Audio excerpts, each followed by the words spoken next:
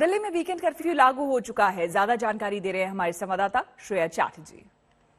Covid के बढ़ते cases को मद्देनजर रखते हुए दिल्ली एनसीआर में वीकेंड कर्फ्यू कल से शुरू हो चुकी है।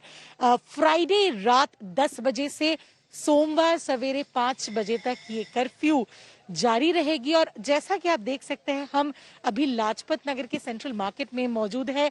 ये दिल्ली का वो इलाका है जहां पे हम रोज भीड़ देखते हैं और वीकेंड में तो लोग बहुत ही जोरों शोरों में इस मार्केट में आते हैं, लेकिन आज ये नजारा नहीं देखने को मिलेगा। वीकेंड कर्फ्यू के लिए ये मार्केट बंद है। सिर्फ और सिर्फ एसेंशियल सर्विसेज जो है वो अवेलेबल है, या फिर अगर आप कहीं ट्रैवल कर रहे हैं तो आपकी ट्रैवल टिकट अगर आप दिखाएं तो उसके लिए आपको एग्जेम्पशन मिलेगा, या फिर अगर आप किसी की शादी में जा रहे हैं तो वो शादी का कार्ड दिखाने से आपको एग्जेम्पशन मिलेगा। अगर आप वैक्सीन लेने जा रहे हो या फिर कोई मेडिकल इमरजेंसी है, इसके अलावा सारी जो सुविधाएं हैं वो आज बंद है। ये वीकेंड कर्फ्यू मंडे सवेरे 5 बजे तक जारी रहेगी। वीडियो जर्नलिस्ट दीपक बिष्ट के साथ श्रेया चैटर्जी, आज तक। और हमारे 3 संवाददाता हमारे साथ जुड़ रहे हैं, उनसे हम जानकारी लेते हैं। श्रेया हमारे साथ दिल्ली से जुड़ी हुई है, जिनसे हम जानकारी लेंगे कि आज क्या कुछ वहां पर स्थिति है। साथ ही साथ पंकज उपाध्याय हमारे साथ मुंबई से जुड़ रहे हैं और लखनऊ से हमारे साथ जुड़ रहे हैं समर्थ, हमारे संवाददाता। सबसे पहले दिल्ली चलते हैं। श्रेया, एकाएक हमने देखा है कि दिल्ली में आंकड़े जो है वो बढ़ते जा रहे हैं कोरोना के। इसके मद्देनजर फिलहाल गवर्नमेंट की तरफ से वीकेंड कर्फ्यू तो लगा ही दिया गया है। बताया जा रहा है कि सोमवार को कुछ और नए गाइडलाइंस भी आ सकते हैं।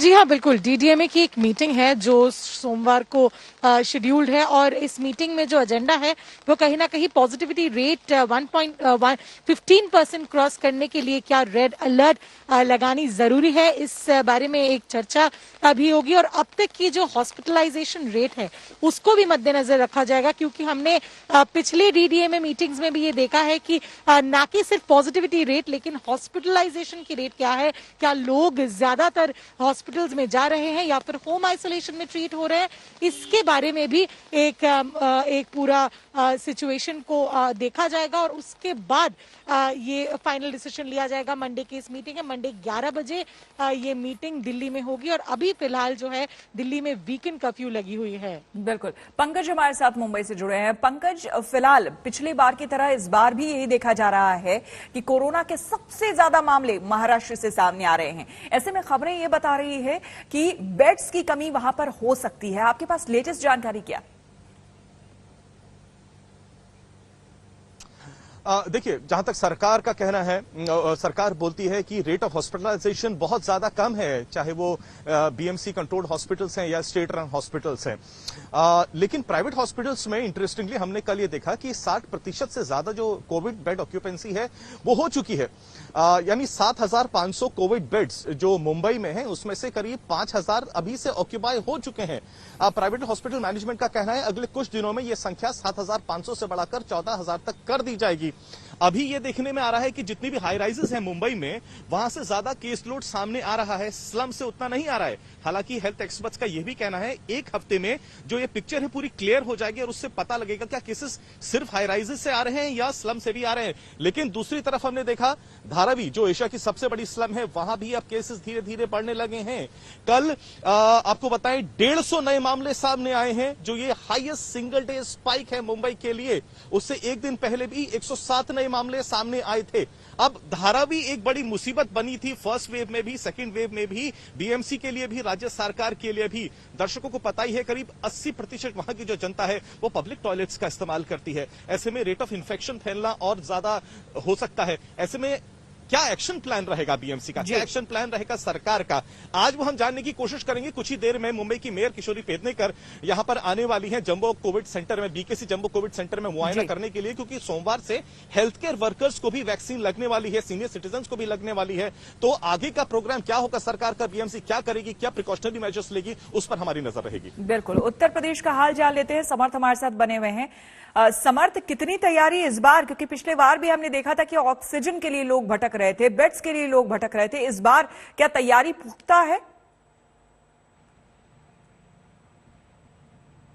देखिए, उत्तर प्रदेश में कोविड एक बार फिर परेशानी का सबब बन गया है। 4,228 मामले यूपी में पिछले 24 घंटे में आए हैं, वहीं राजधानी लखनऊ में 577 मामले आए हैं। और आप खाली लखनऊ की अगर आप बात करेंगे तो पिछले 15 दिनों में पॉजिटिविटी रेट 0.1% से बढ़कर अराउंड 9% पहुंच गया है। यानी कि जो केसेस बढ़ रहे हैं वो काफी स्पीडली बढ़ रहे हैं। एक्टिव केसेस 1000 के पार हो चुके हैं, जिसके बाद रिस्ट्रिक्शंस लग चुके हैं।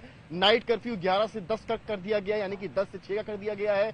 गांव में भी संक्रमण फैलना शुरू हो गया है। पिछली दफा गांव में काफी मौतें हुई थी, तो इस बार उसको देखते हुए निगरानी समिति जो है उनको एक्टिवेट दोबारा कर दिया गया है। पर कई जगह ऐसी भी हैं, चाहे लखनऊ का इमामबाड़ा हो, स्टेशन हो, बस स्टैंड हो, वहां पर लोग आपको मास्क लगाए हार्डली नजर आएंगे, वहां पर सोशल डिस्टेंसिंग का पालन नहीं हो रहा है। तो ये एक तरह से चिंता का विषय न केवल प्रशासन के लिए है पर सरकार के लिए, क्योंकि उत्तर प्रदेश चुनाव की दहलीज पर है और कभी भी चुनाव के डेट्स की घोषणा हो सकती है। और जितनी रैलीज हो चुकी हैं, देखना यह है कि क्या उनसे स्प्रेड हुआ है या नहीं। पर फिलहाल वर्चुअल रैलीज की तरफ जोर है। तो चुनाव के मद्देनजर भी देखना इंपॉर्टेंट है कि कोविड जिस तरह से बढ़ रहा है, यूपी में केसेस बढ़ रहे हैं, ये डराने वाले हैं और चौंकाने वाले हैं। हालांकि टीकाकरण की अगर आप बात करेंगे तो 21 करोड़ लोगों को उत्तर प्रदेश में पहली डोज लग चुकी है, तो वहीं 15 से 18 की उम्र वालों में लोगों को भी यहाँ पर सावधान रहने की जरूरत है। आप तीनों का बहुत बहुत शुक्रिया।